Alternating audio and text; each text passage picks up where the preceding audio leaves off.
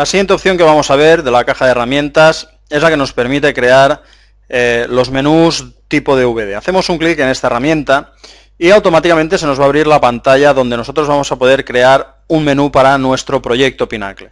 Todo esto de aquí son menús estándar que tenemos predeterminados y que podemos utilizar para poder colocar diferentes capítulos dentro de nuestro proyecto de manera que se reproduzca independientemente cada proyecto a criterio del usuario.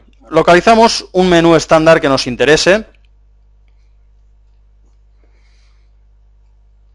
Hacemos un clic en el que más nos gusta, por ejemplo el balón, y lo arrastramos. Aquí tenemos la vista previa, aguantamos el clic en la miniatura y lo arrastramos al principio de nuestro montaje, ya que los menús evidentemente se colocan al principio. Al dejar el clic aparece una pantalla que me indica si quiero que Pinacle cree capítulos de forma automática cada 60 segundos. En este caso le voy a decir que no, porque cada 60 segundos no nos va bien, es decir, nosotros queremos determinar los capítulos de forma manual. Así pues le decimos que no, hacemos un clic en aceptar y entonces se nos abre los efectos de vídeo, concretamente la edición de menús. En pantalla vemos el menú seleccionado. Aquí ya veo la opción de menú número 1 que ocupa todo el menú. Lo que primero tenemos que hacer es colocarnos en la línea de tiempo donde va a empezar el primer capítulo. Aquí ya veo el número 1 referente al primer capítulo, con lo cual lo primero que tenemos que hacer es indicarle a Pinacle que aquí va a empezar, donde hemos colocado el cursor, va a empezar el primer capítulo. También podemos activar la opción para que regrese automáticamente al menú. Y mediante este botón, si hago un clic, fijaros que se coloca la marca titulada C1, quiere decir que es el inicio del capítulo 1. En este recuadro puedo poner el texto, por ejemplo, inicio, será el nombre de la primera opción, y fijaros cómo aparece la miniatura de la primera imagen con el nombre seleccionado. El siguiente paso es en la línea de tiempo hacer un clic donde tendría que iniciar el siguiente capítulo y repetir el proceso, pero antes de marcar, fijaros que si marco directamente lo que hago es mover el capítulo 1 de sitio, con lo cual vamos a regresar a hacer lo mismo, y para marcar el segundo capítulo me coloco en la posición y cambio el número de capítulo con esta flecha. Hago un clic, me aparece la opción número 2 del capítulo número 2, y ahora sí, en la posición correcta, mediante este botón, marco el inicio de la posición 2. Fijaros cómo automáticamente aparece la señal M1, que quiere decir regresar al menú.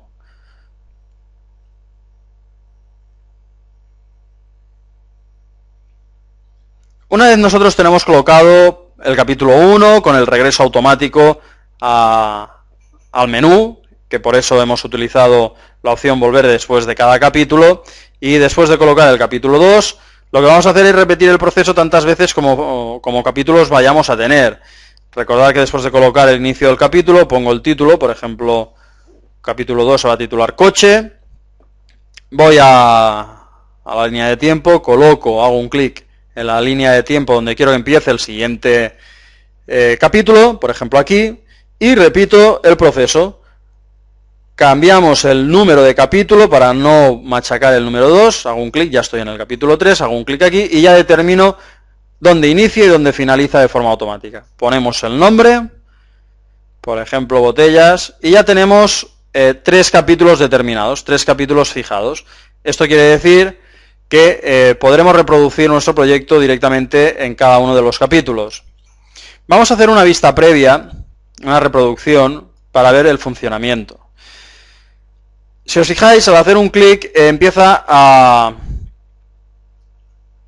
reproducir la película, ¿vale? Fijaros que no hace ningún papel, paso el ratón por los 3 capítulos y no pasa nada.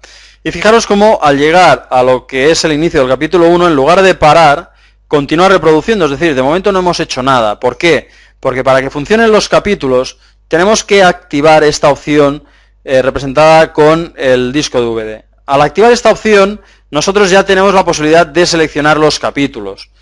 Esto quiere decir que si nosotros reproducimos, iniciamos la reproducción del DVD, ahora estará funcionando a modo de DVD, de forma que el menú principal va a quedar fijado constantemente en pantalla hasta que seleccionemos una imagen.